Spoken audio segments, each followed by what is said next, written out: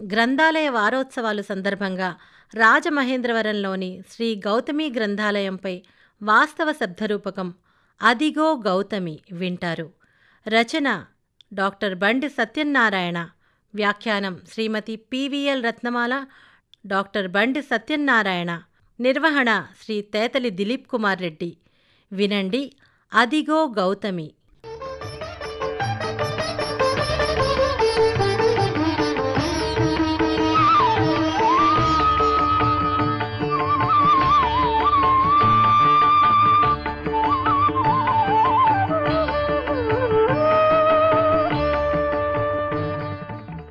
పుస్తకాలు చదవని వారికి ఒకటే జీవితం, పుస్తకాలు చదివే వారికి అనేక జీవితాలని ఒక ఇంగ్లీష్ సామెత ఉంది. నిజమే, ఒక్కో పుస్తకంలోనూ ఒక్కో జీవితాన్ని పాఠకుడు ఆస్వాదించవచ్చు. పాఠకుడికి ఇది గొప్ప వరం.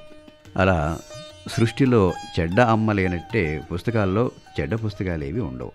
ఒకవేళ అది నిజంగా చెడ్డ పుస్తకం అయితే చెడ్డ పుస్తకం ఎలా ఉంటుందో అని పాఠకుడు తెలుసుకుంటాడు. చిరిగిన చొక్కా అయినా తొడుక్కో, కానీ ఒక మంచి పుస్తకం కొనుక్కో అని మహానుభావుడు కందుకూరి వీరేశలింగం గారు ఊరికే అనలేదు కదా. పుస్తకం హస్తభూషణం అని కూడా మనం చెప్పుకున్నాం. పుస్తకం హస్తభూషణం, అల్మేరా భూషణం కాకుండా పుస్తకం మస్తిష్క భూషణం అని మళ్ళీ మనమే చెప్పుకోవాలి. అంతటి ప్రాముఖ్యత కలిగిన పుస్తకాలు అనేక రకాలు, అనేక విషయాలు. అన్నీ కొనలేము, కొన్నా భద్రపరచలేము. బహుశా ఇటువంటి అవసరాల్లోంచే గ్రంథాలయం ఏర్పడి ఉంటుంది. ఒకరికి చరిత్ర ఇష్టం, ఇంకొకరికి సంస్కృతి ఇష్టం, ఒకరికి సాహిత్యం, ఇంకొకరికి సరదా కథలు, మరికొందరికి సైన్స్. ఇలా అన్ని రకాల పుస్తకాలు దొరికే చోటు గ్రంథాలయం ఒక్కటే. గ్రంథాలయాల్లో అయితే ఎవరి అభిరుచికి తగ్గట్టు వారు పుస్తకాలు తీసుకుని చదువుకోవచ్చు. అయితే గ్రంథాలయాల చరిత్రలోకి చూస్తే యూరోపియన్ సమాజంలో థామస్ బోడ్లీ 1602 సంవత్సరంలోనే ఒక గ్రంథాలయాన్ని స్థాపించాడు. ఆ స్ఫూర్తితో 17, 18 శతాబ్దాలలో ఐరోపాలో మరికొన్ని గ్రంథాలయాలు స్థాపించబడ్డాయి. చైనా తత్వవేత్త లావోజీ చైనాలో తొలిసారి గ్రంథ సేకరణ ద్వారా గ్రంథాలయానికి పునాదులు వేశాడు. ఇంపీరియల్ రాజవంశానికి చెందిన చైనా చక్రవర్తులు ఈ సంస్కృతికి చాలా మద్దతు ఇచ్చారు. వీరు ప్రింటింగ్, పేపర్ తయారీ, పుస్తక సంస్కృతికి కొంత కృషి చేశారు. ఏ సంస్కృతి అయినా పుట్టిన చోటే ఆగిపోదు. తన స్వరూపాన్ని, స్వభావాన్ని మార్చుకుంటూ విశ్వవ్యాపితమవుతుంది. అలాగే గ్రంథాలయాల సంస్కృతి కూడా క్రమంగా విశ్వవ్యాపితమైంది. అటువంటి నేపథ్యంలోంచి భారతదేశంలో కూడా అక్కడక్కడ గ్రంథాలయాలు వెలిశాయి. అందులో భాగంగా తంజావూరులోని సరస్వతీ మహల్ గ్రంథాలయం ఏర్పడింది. ఆ తరువాత కలకత్తాలో రాజా రామ్మోహన్ రాయ్ జాతీయ గ్రంథాలయం ఏర్పడింది. ఇలాగే దేశంలో మరికొన్ని చోట్ల కూడా గ్రంథాలయాలు వచ్చాయి. మన తెలుగు రాష్ట్రాలకు సంబంధించి బాపట్ల జిల్లాలోని వేటపాలెం గ్రంథాలయం, రాజమహేంద్రవరంలోని గౌతమి గ్రంథాలయం, కడపలోని బ్రౌన్ గ్రంథాలయం, విజయవాడలోని సర్వోత్తమ గ్రంథాలయం, హైదరాబాదులోని శ్రీకృష్ణదేవరాయ ఆంధ్ర భాషా నిలయం పురాతన గ్రంథాలయాలుగా చెప్పవచ్చు. ఈ గ్రంథాలయాలు ఇప్పటికీ ఆధునిక సదుపాయాలతో ప్రాంతీయ గ్రంథాలయాలుగా సేవలందిస్తున్నాయి. అలాగే మరికొన్ని ప్రాంతీయ గ్రంథాలయాలు, జిల్లా గ్రంథాలయాలు కూడా ఉన్నాయి. అయ్యంకి వెంకటరమణయ్య గారు గ్రంథాలయ ఉద్యమ పితామహులుగా ప్రసిద్ధులు. వారి నేతృత్వంలో గ్రంథాలయాల వ్యాప్తి కోసం అనేక మంది గ్రంథాలయోద్యమంలో పాల్గొన్నారు. గ్రంథాలయాల విస్తరణ కోసం ఉద్యమాలు, గ్రంథాలయ మహాసభలు జరిగాయంటే గ్రంథాలయాల ప్రాధాన్యత అర్థమవుతుంది. జాతీయ గ్రంథాలయ ఉత్సవాలను పురస్కరించుకుని రాజమహేంద్రవరం గౌతమి గ్రంథాలయాన్ని వీనుల విందుగా దర్శనం చేసుకుందాం.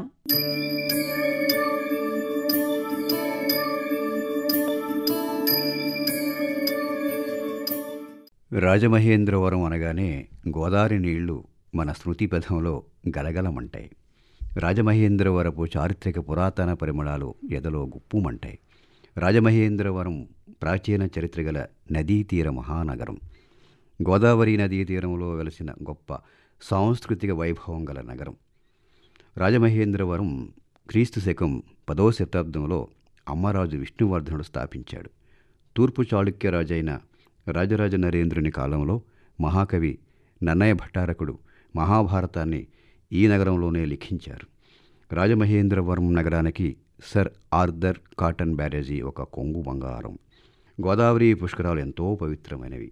అటువంటి నదీ తీరాన్ని ఉంది మన రాజమహేంద్రవరం నగరం. చిత్రలేఖనంలో ప్రపంచ ప్రఖ్యాతి పొందిన దామెర్ల రామారావు గారు ఈ నగరం వారే. దామెర్ల రామారావు ఆర్ట్ గ్యాలరీ నగరంలో ఒక ప్రత్యేక ఆకర్షణగా ఉంటుంది. సాంఘిక సంస్కర్త కందుకూరి వీరేశలింగం పంతులు, సంఘ సేవకురాలు దుర్గాబాయి దేశ్ముఖ్, సాహితీవేత్తలు న్యాపతి సుబ్బారావు పంతులు, నేదునూరి గంగాధరం, ప్రముఖ గాయని టంగుటూరి సూర్యకుమారి గారు మొదలైన వారంతా ఈ రాజమహేంద్రవరం నగరానికి చెందిన సాహిత్య సాంస్కృతిక ప్రముఖులు. సుమారు 100 ఏళ్ల ఘనచరిత్ర గల కేంద్ర కారాగారం, ఆసియాలోనే అతిపెద్ద రైలు కమ్ రోడ్డు వంతెన, ఇలా ఎన్నో ప్రత్యేకతలు గల మహానగరం రాజమహేంద్రవరం. ఈ నగర కిరీటంలో మెరిసే రత్నాల్లో గౌతమి గ్రంథాలయం ఒకటి.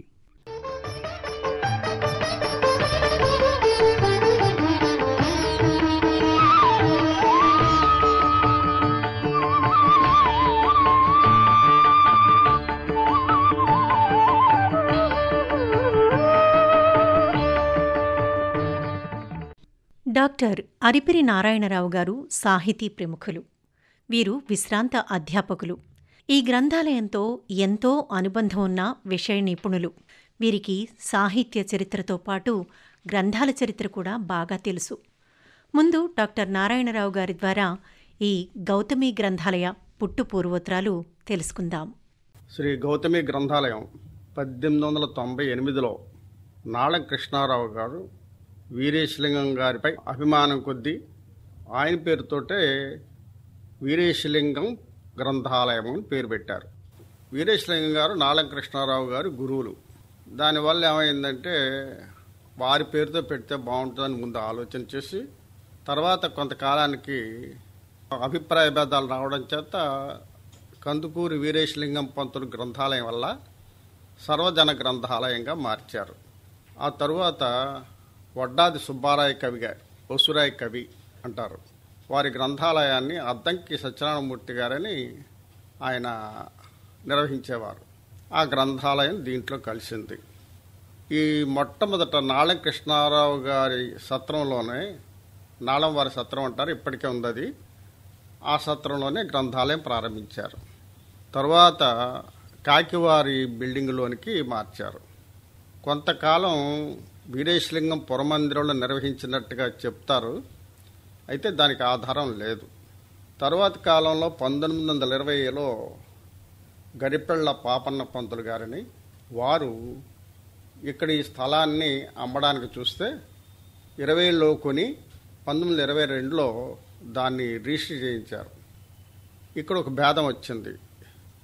గ్రంథాలయాన్ని ఎక్కడ మార్చాలి, కోటలోక పేటలోక అని. అంటే ఇన్నీస్పేట లేదంటే కోట అంటే ఇక్కడ, అది ఇక్కడ బాగుంటుందన్న ఆలోచన మీద గరిమెళ్ళ బాపన్న పంతులు గారి దగ్గర దాన్ని కొని 13,500 రూపాయలకి 3,200 గజం కొని ఇక్కడికి మార్చడం జరిగింది. అయితే న్యాపతి సుబ్బారావు పంతులు గారు, కంచుమర్తి రామచంద్రరావు గారు ప్రముఖుల సహకారంతో దీన్ని కొనడం జరిగింది. ఈ వెనుకే బాబాయమ్మ మెమోరియల్ హాల్ అనేది ఒకటి ఉండేది. అంటే మొట్టమొదట ఒక బిల్డింగ్ ఉండేది. అయితే దాని పై అంతస్తు లేదు. కంచుమర్తి రామచంద్రరావు గారు తన కుమార్తె బాబాయమ్మ చిన్న వయసులోనే వైధవ్యం సంప్రాప్తిస్తే ఆమె ఎడ్యుకేటెడ్ గర్ల్ అయ్యింది. మెట్రికులేషన్, ఆ రోజుల్లో మెట్రికులేషన్ చదివింది. ఆ తర్వాత గతించింది. ఆమె మీద ఉండేటువంటి అభిమానం కొద్దీ ఈ గౌతమి గ్రంథాలయంలో ఉండేటువంటి ఓ హాలుని బాబాయమ్మ మెమోరియల్ హాల్ అని మార్చి, అప్పటికి ఉండేటువంటి యాజమాన్యం యొక్క అనుమతితో ఈ బిల్డింగ్ని దాన్ని తీసుకోవడం జరిగింది. తరువాత 7,000 రూపాయలు ఆ రోజుల్లో ఇచ్చి ఈ ఉన్న బిల్డింగ్ మీద మరి ఒక అంతస్తు వేసి స్త్రీల ఉపాధికి పనికొచ్చే కార్యక్రమం చేపట్టాలని ఆయన లెటర్లో రాశారు. ఆ బాబాయమ్మ మెమోరియల్ హాలు శిథిలావస్థకు చేరుకుంది. ఇంచుమించుగా 2007-8 ప్రాంతానికే. 1977లో ఈ గ్రంథాలయాన్ని ప్రభుత్వం వారు స్వీకరించారు. అప్పటి నుంచి శ్రీ గౌతమి ప్రాంతీయ గ్రంథాలయం అనే పేరుతోటి వ్యవహరింపబడింది. ఈ శిథిలావస్థలో ఉన్నటువంటి బాబాయమ్మ మెమోరియల్ హాల్ని ఏదైనా చేస్తే బాగుంటుందన్న ఆలోచనతో అప్పుడు 2015లో ఉండేటువంటి స్థానిక శాసనసభ్యులు ఆకుల సత్యనారాయణ గారి ద్వారా ఇది చూపించడం జరిగింది. మనం ఏదో ఒకటి చేద్దామనే ఆలోచన మీద ఆయన మొట్టమొదటి 75 లక్షలు, తర్వాత 2 కోట్ల రూపాయల special CM fund Nara Chandrababu Naidu గారి సహాయంలో ఈ 75 లక్షలు మాగంటి మురళీమోహన్ గారు ఎంపీగా ఉండగా వచ్చినటువంటిది. ఈ 2,75 లక్షలతోటి నూతనమైనటువంటి భవనం ఏర్పడింది. ఈ గౌతమి గ్రంథాలయం శైశవ దశలో ఉన్నప్పుడు ఒక 14 ఏళ్ల బాలుడు ఈ గ్రంథాలయంలో చిరుద్యోగిగా చేరాడు. బహుశా ఆ చిరుద్యోగమే ఆ బాలుణ్ణి చిరంజీవిని చేసినట్టుంది. ఇప్పుడు ఆ బాలుడు ఒక సాహితీ మేరువై చిగురుస్తూనే ఉన్నాడు.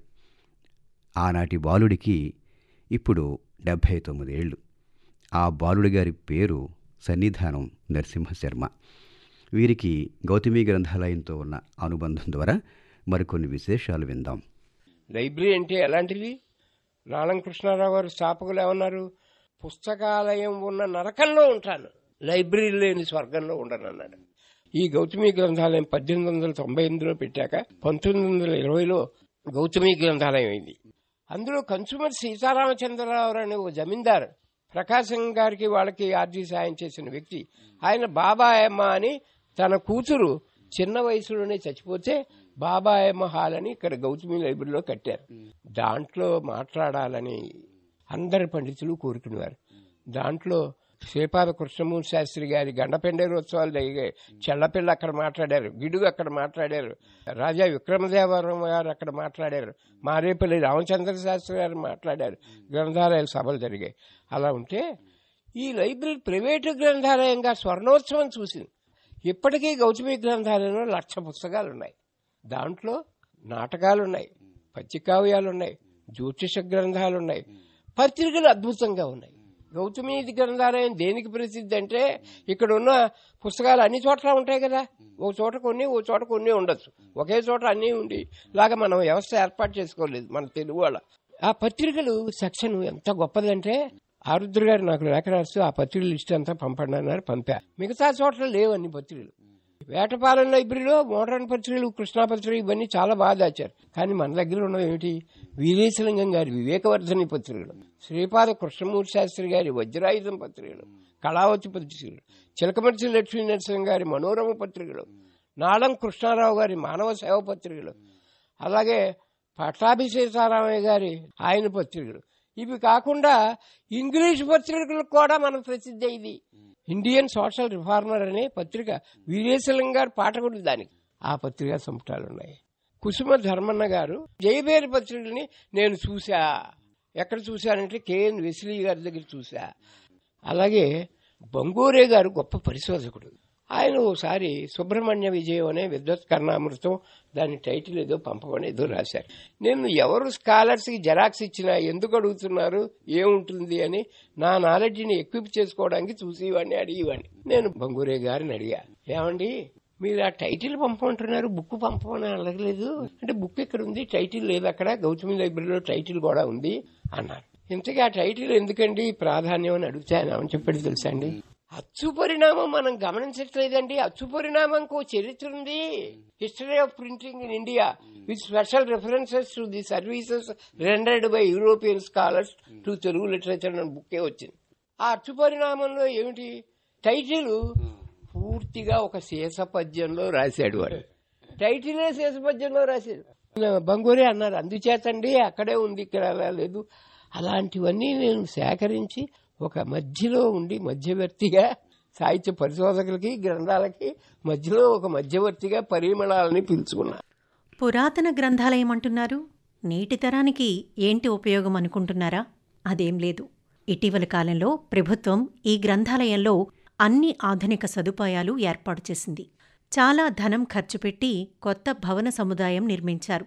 వాటికి కందుకూరి వీరేశలింగం బ్లాకు, వడ్డాది సుబ్బారాయి కవి బ్లాకు, నాళం కృష్ణారావు బ్లాకు, బాబాయమ్మ బ్లాకు అని చక్కటి పేర్లు కూడా పెట్టారు. ఎవరి బాబాయమ్మగారు? ఈ బాబాయమ్మగారు దానం చేసిన స్థలంలోనే నేటి మేటి గౌతమి గ్రంథాలయం నిర్మించబడి ఉంది. అంత విలువైన స్థలాన్ని దానం చేసిన బాబాయమ్మగారు నిజంగానే కీర్తిశేషులు. ప్రత్యేకించి ఇక్కడ జరుగుతున్న గ్రంథాల డిజిటలైజేషన్ గురించి చెప్పాలి. ఆకాశవాణి ప్రతినిధి గ్రంథాలయంలోకి వెళ్లేసరికి డాక్టర్ అరిపిరాల నారాయణరావు గారు ఈ డిజిటలైజేషన్ పనిలో నిమగ్నమై ఉన్నారు. ఎటువంటి పారితోషికం తీసుకోకుండా కేవలం అభిరుచి, ఆసక్తి మేరకు డాక్టర్ నారాయణరావు గారు ఈ డిజిటలైజేషన్ కార్యక్రమం చేస్తున్నట్లు వారు చెప్పారు. డిజిటలైజేషన్ మరియు ఇటీవలి అభివృద్ధి గురించి డాక్టర్ నారాయణరావు గారు ఏం చెబుతారో విందాం. ఉభయ రాష్ట్రాల్లోనూ ఒక ప్రభుత్వ గ్రంథాలయానికి ఇంత మంచి గ్రంథాలయం బిల్డింగ్ లేదు. ఇంత చేసిన తర్వాత 2017-18 ప్రాంతంలో ఈ గౌతమి గ్రంథాలయం అనేది ప్రాచీన గ్రంథాలయానికి, రెండవది జర్నల్స్కి మంచి పేరుందండి. వీటిని డిజిటలైజ్ చేస్తే బాగుంటుందన్న ఆలోచన చెప్పాను. మీకు అవగాహన ఉంది కాబట్టి మీరు చేస్తానంటే తగిన సహకారాన్ని నేను అందిస్తానని అన్నారు. అలాగే ఆయన అందించారు. ఆకుల సత్యనారాయణ గారి ద్వారా మొట్టమొదట 4 కంప్యూటర్లు, 2 స్కానర్లు ఆయన కొనిచ్చారు. దాంతో ఒక 7 పిల్లలు పనిచేసేవాళ్ళు. ఆ జీతాలు కూడా ఆయనే ఇచ్చారు.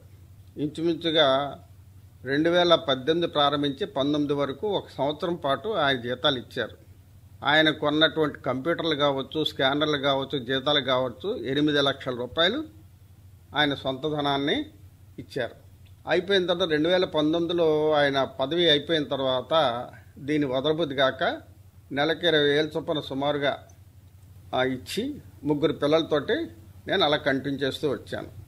ఇంచుమించుగా మొన్న మే వరకు కూడా 3 పిల్లలు పనిచేసేవారు. తర్వాత నేను చేయవలసినటువంటి పుస్తకాలు అంటే ప్రాచీనమైన పుస్తకాలన్నీ కూడా పూర్తవడం చేత వాళ్ళని మానిపించేసి ప్రస్తుతం ఒక అమ్మాయి ద్వారా ఇంగ్లీష్ పుస్తకాలు చేస్తున్నాం. ఇక్కడ లైబ్రరీలో ఇంచుమించుగా 40,000 పుస్తకాలు ప్రాచీన గ్రంథాలయాలు ఉన్నాయి. 417 తాళపత్ర గ్రంథాలు ఉన్నాయి. ఒక తామ్ర శాసనం ఉంది. 1771లో ప్రింట్ అయినటువంటి ఎన్సైక్లోపీడియా ఉంది. సాంస్క్రిట్లో ప్రింట్ అయినటువంటి బైబిల్ ఉంది. మెకంజీ కైఫియత్తులు, తర్వాత వ్రాతప్రతులు అనేకం ఈ గ్రంథాలయాలు ఉన్నాయి. బహుశా ఇంత ప్రాచీనమైన గ్రంథాలయం ఆంధ్ర రాష్ట్రంలో లేదు. 15వ శతాబ్దంలో తామ్రపత్ర శాసనం ఒకటి ఉంది మన దగ్గర. దాన్ని కూడా చూపిస్తాను మీకు. అలాగే 417 తాళపత్ర గ్రంథాలు ఉన్నాయి. అందులోది దాన పట్ట అన్నమాట అది. అలాగే ఇటీవల ఒక ఆయన నన్నయ్య భట్టు గారికి రాజరాజ నరేంద్ర ఇచ్చినటువంటి నందంపొడి అగ్రహారం నారాయణ భట్టు రాశారు. అది నన్నయ్య భట్టుకి అంత్యానికి ఇచ్చేశారు.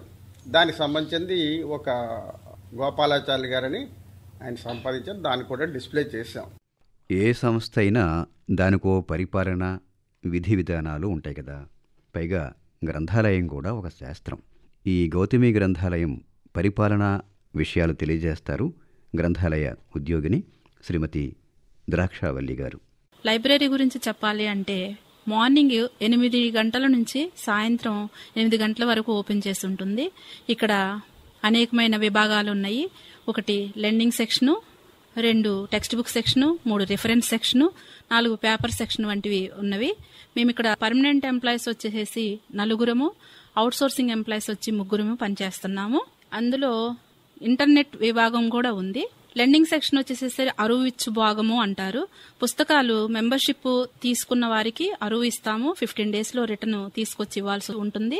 అలాగే రిఫరెన్స్ వచ్చేసేసి పీజీ చేసిన వాళ్ళు ఇక్కడ రిఫర్ రాసుకొని వెళ్లి అనేకమైన లబ్ధి పొందిన వాళ్ళు ఉన్నారు. అలాగే ఇక్కడ టెక్స్ట్ బుక్ సెక్షన్ వచ్చేసి అన్ని కాంపిటేటివ్ ఎగ్జామ్స్ కు సంబంధించిన బుక్స్ ఉంటాయి. కాబట్టి శ్రీకాకుళము, మన్యము, వైజాగ్, నిడదవోలు, అలాంటి ఏరియాస్ నుంచి కూడా అనేకమైన పిల్లలు 500 పిల్లల వరకు వచ్చి ఇక్కడ చదువుకుంటూ ఉంటారు. ఇక్కడ చదువుకొని జాబ్ సంపాదించిన వాళ్ళు కూడా వచ్చి చాలా మంది మాకు చాలా సంతోషంగా మేము ఇక్కడ చదువుకోవడం వల్ల, ఇక్కడ ఉన్న స్పెషాలిటీస్ వల్ల మేము లబ్ధి పొందాము, మాకు ఉద్యోగాలు వచ్చినాయి అని ఎంతో సంతోషంగా చెప్తా ఉంటారు.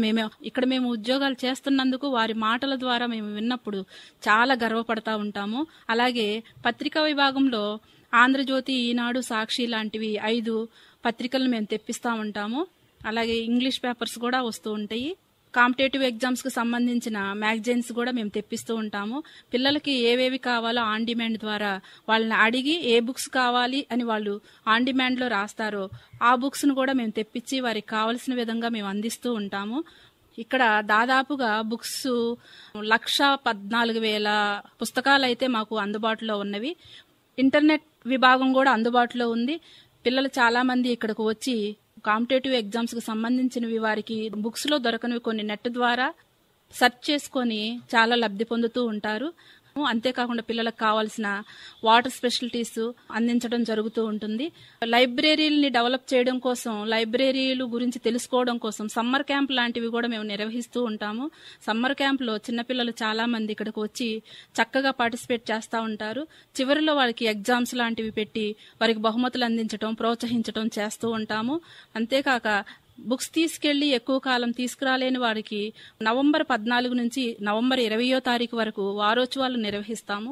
ఆ టైంలో ఎక్కువ కాలం గడిచిపోయిన వాళ్ళు, ఫైన్ పే చేయలేని వాళ్ళు ఆ టైంలో తీసుకొచ్చి మాకు ఆ బుక్స్ ని అందిస్తూ ఉంటారు. మాకు ఇక్కడ పాఠకులు వచ్చి సుమారుగా 500 పైనే వస్తారు మాకు. అంతేకాకుండా అరువిచ్చు సెక్షన్ లో కూడా దాదాపుగా 100 మంది వచ్చి చదువుకోవడము, బుక్స్ తీసుకెళ్లడం జరుగుతూ ఉంటుంది. మెంబర్షిప్ ఇప్పటి వరకైతే మేము 5,997 మెంబర్షిప్లు ఇప్పటి వరకు మేము ప్రొవైడ్ చేయడం జరిగింది.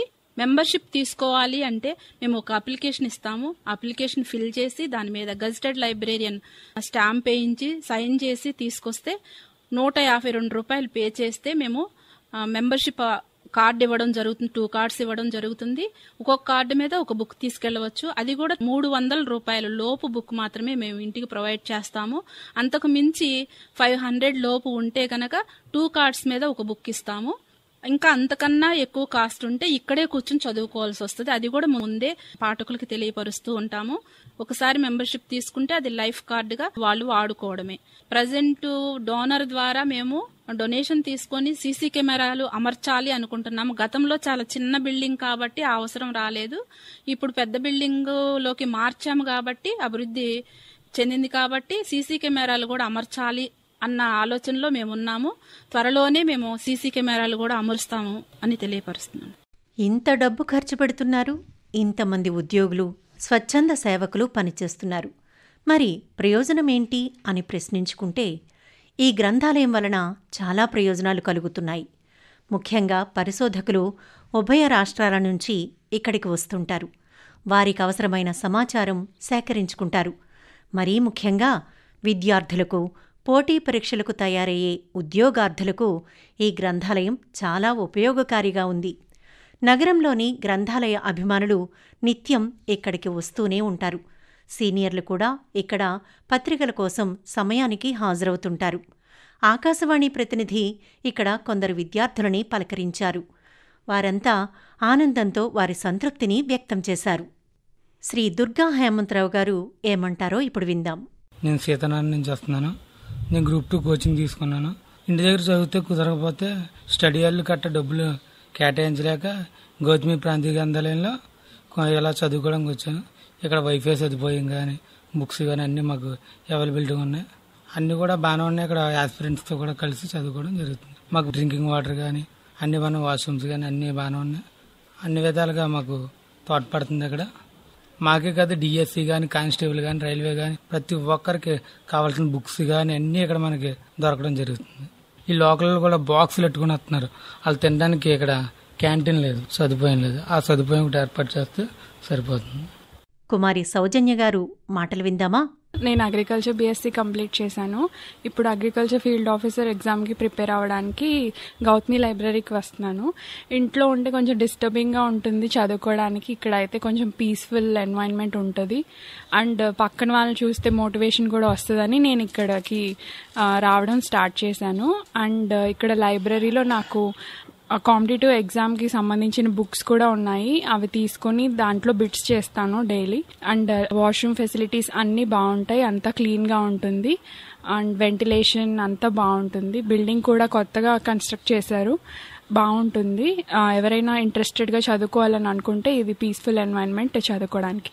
శ్రీ గెడ్డం విజయ్ కుమార్ గారు ఏం చెప్తారో ఇప్పుడు విందాం.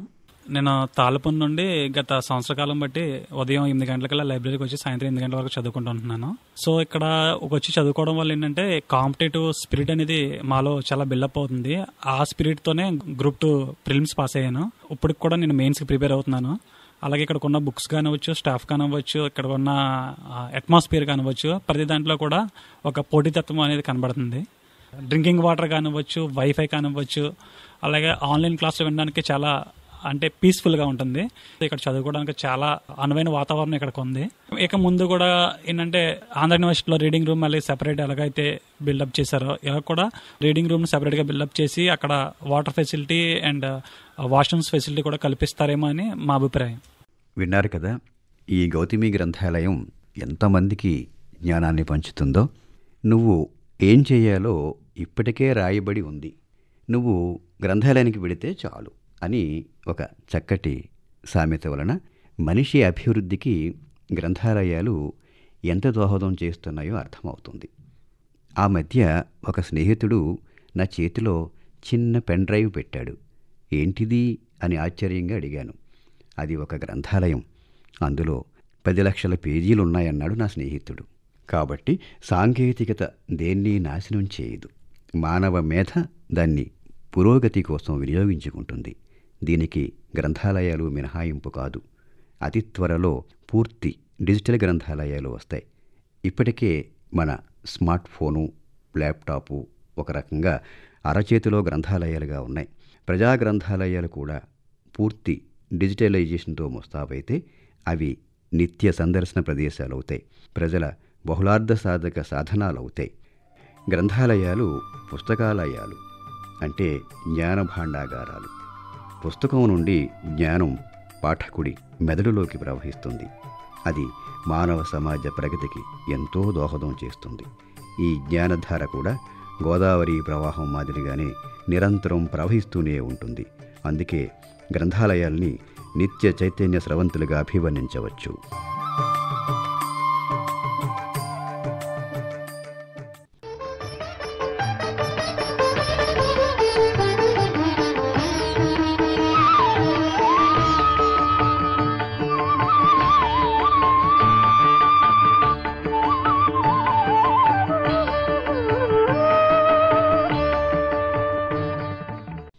మీరింతవరకు గ్రంథాలయ వారోత్సవాలు సందర్భంగా రాజమహేంద్రవరంలోని శ్రీ గౌతమి గ్రంథాలయంపై వాస్తవ శబ్దరూపకం అదిగో గౌతమి విన్నారు. రచన డాక్టర్ బండి సత్యనారాయణ. వ్యాఖ్యానం శ్రీమతి పివిఎల్ రత్నమాల, డాక్టర్ బండి సత్యనారాయణ. నిర్వహణ శ్రీ తేతలి దిలీప్ కుమార్ రెడ్డి.